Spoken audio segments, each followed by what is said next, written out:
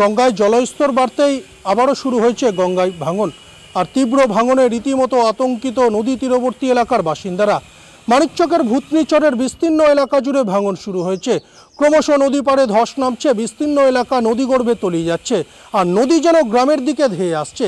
এমন ভাঙন দ্রুততার সাথে চলতে থাকলে আগামী দিন যে গোটা এলাকা তলিয়ে যাবে সে আশঙ্কাতেও রয়েছে এলাকার বাসিন্দারা। ভাঙন হচ্ছে একটা গঙ্গাকুশির জয়েন্টে, যেখানে কি কাজ দেওয়ার কথা, ইমিডিয়েটলি যেখানে কাজ হওয়ার কথা ওখানে কাজ না করে মানে বিপরীতে কাজ করাচ্ছে, সেই জন্য ভাঙনটা হচ্ছে। কীরকম ভাঙনের তীব্রতা কীরকম? ভাঙনের তীব্রতা সকাল থেকে মোটামুটি 8-10 বিঘার মতো জমি কেটে গেছে। এমন একটা জায়গায় এত ঘুরপাক খাচ্ছে জলটা, দেখলাম জলটা এত ঘুরপাক খাচ্ছে যে ওটা আস্তে আস্তে আস্তে আস্তে কাল সকালের মধ্যে বোধ হয় ওই পুরো মাঠটাই নাই হয়ে যাবে, মানে ওই জায়গাটা যা অবস্থা।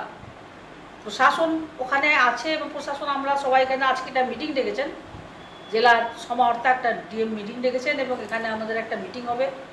ওটাকে ইমিডিয়েট কাজ করা দরকার করে এখন ভাঙনটাকে আমরা শুধু রোধ করতে পারি, পার্মানেন্ট সলিউশন কিন্তু এখন পর্যন্ত হচ্ছে না। বিকজ কেন্দ্র সরকার কোনো টাকা রাজ্য সরকারকে দিচ্ছেন না, কারণ গঙ্গা ভাঙনটা জাতীয় বিপর্যয়। গঙ্গা ভাঙন রোধ করতে এই সরকার অপারগ।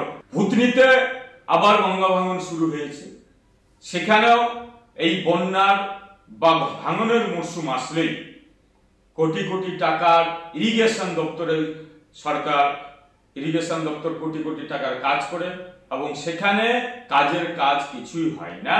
পুরো টাকা নিচে লেভেল থেকে উপর লেভেল এবং প্রশাসনের কর্তারা আত্মসাৎ করে কাটমানিতে চলে যায় সমস্ত টাকা। প্রশাসন কবে এই ভাঙন আটকানোর সঠিক কাজ করে এবং মানুষের কিভাবে রক্ষা করে সেই দিকে তাকিয়ে রয়েছে এলাকার বাসিন্দারা। আমার শহর মানিকচক থেকে পরিতোষ সরকার, কলকাতা টিভি।